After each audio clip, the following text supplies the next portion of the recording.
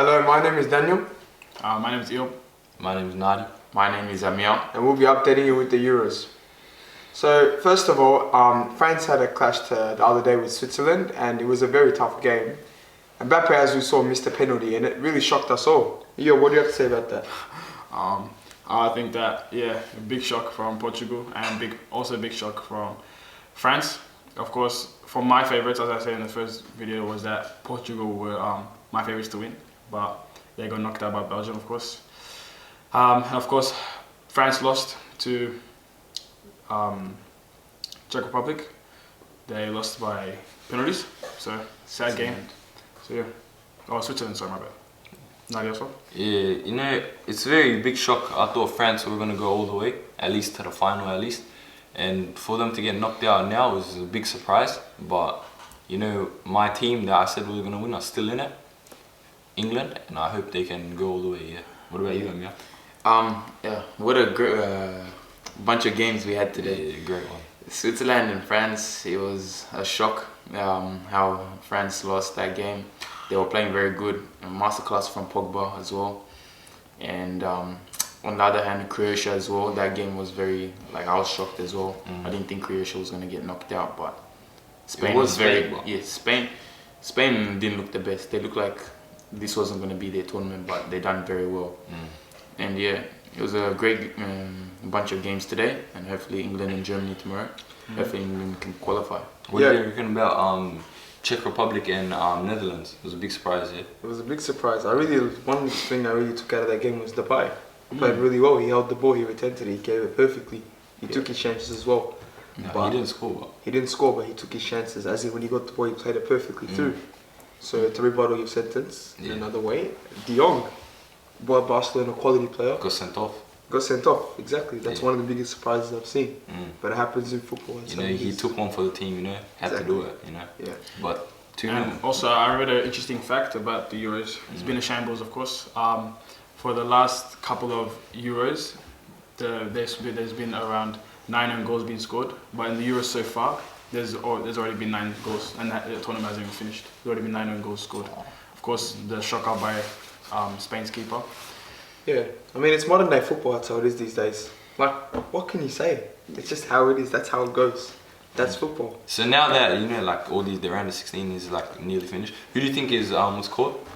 Who's from the teams that are left, who do you think is going to win? Well, my favourites are Belgium, because they knocked out my team, and I support who knocks out my team, to be honest. Personally, I think whoever wins the England and Germany clash is going to be the winner of the tournament, because that game's probably arguably going to be the biggest game of the tournament, and they're both mega teams, and whoever comes through in that, I think they'll have a massive chance of winning the whole tournament due to them having a lot of quality players in their teams. I mean, in the Euros, it's really unpredictable right now.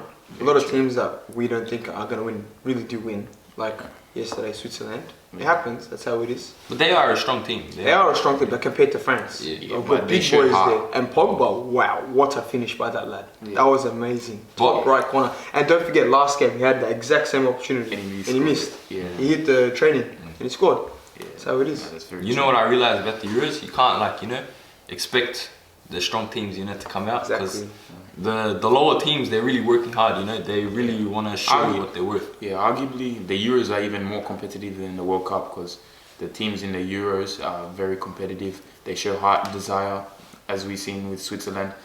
Being down twice and coming back is not easy, you know what I mean? In half time and extra time, they really did show passion, and they drove to the 120th minute, and that was very impressive. So we've already talked about Spain's win over Croatia, but what a shocker from Croatia, honestly. They were in the finals in the World Cup 2018. I really thought they were going to be one of the favourites. I really thought they might even go to the finals, to be honest. Really strong team from them, but really disappointed, to be honest. To be fair, Croatia were missing Perisic due to him picking up COVID, I think, midweek. And I think they lacked experience. That's what they lacked, I think. Missing a strong player in their team, What about who's a player that you reckon has stood out this tournament? Has to be Kevin De Bruyne, honestly speaking. De Bruyne is, of course, for me, the best midfielder in the world at the moment. Scoring, finishing, making chances, crossing, passing. assisting, just all these different type of attributes. He excels at the best, honestly speaking. The way he holds up the ball, the way he makes chances, the way he just tricks defenders, the type of passes he gives are just mesmerizing, to be honest. And him feeding passes to Lukaku, being an amazing finisher, is probably the best duo at the moment since the Euro started, to be honest. Yeah. Personally, I think Seferovic, the Switzerland striker, what a run of games he's been having. How many goals is he on? Like 3 goals now for Switzerland, and like he picked up 2 goals against France, which are arguably the best team in the world right now. If like they are the best team in the world, they won the World Cup. So yeah, I mean, not necessarily right now. They got kicked out. They got kicked out. That's my friend Neil said. Yeah. And in football, whoever loses, whoever wins, at the end of the day, that's the winner. That's how it is. And Mbappe, Wow. what do you guys have to say about that? Shocker.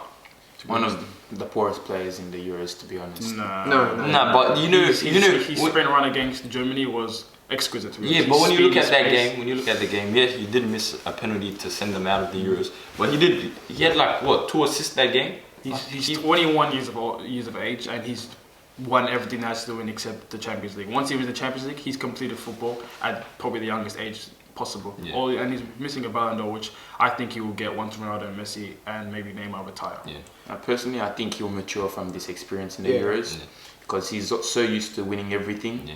But this loss will really Humble him. He'll humble him, and he'll know that he's not there yet, and he'll need to work much harder to get to the levels and the likes of Cristiano Ronaldo and Messi. Who would you guys say was the player of the tournament before these last few rounds of getting kicked out? Portugal, France? Personally, I think Karim Benzema, what a tournament he's had. He's proved himself. Yeah.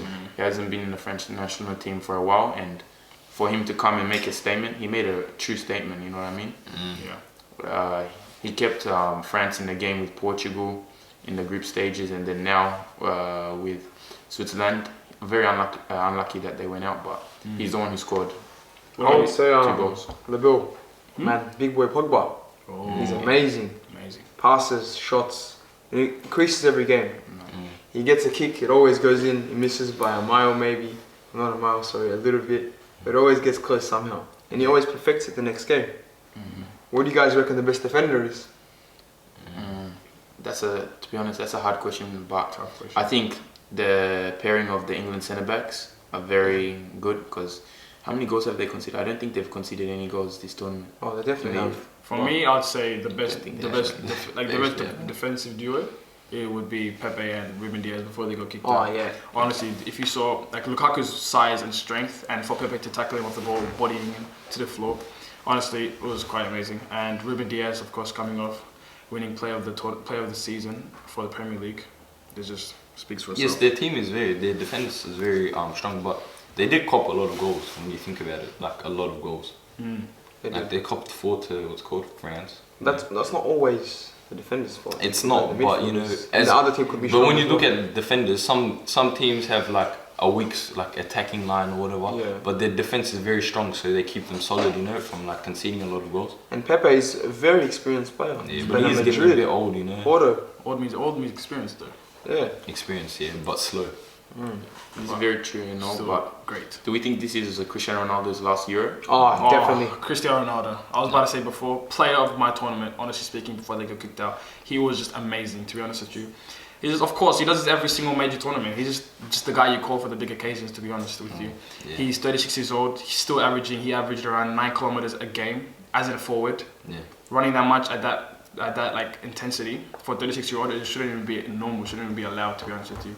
He scored so much. I'm pretty sure he was top goal scorer or drawing goal scoring lead. Yeah, he is. He's just, you know, he's the greatest, to be honest, of all time. Like when I say who's the greatest, no one else comes to mind, to be honest. To be honest, a lot comes to my mind as of Lionel Messi, but he's not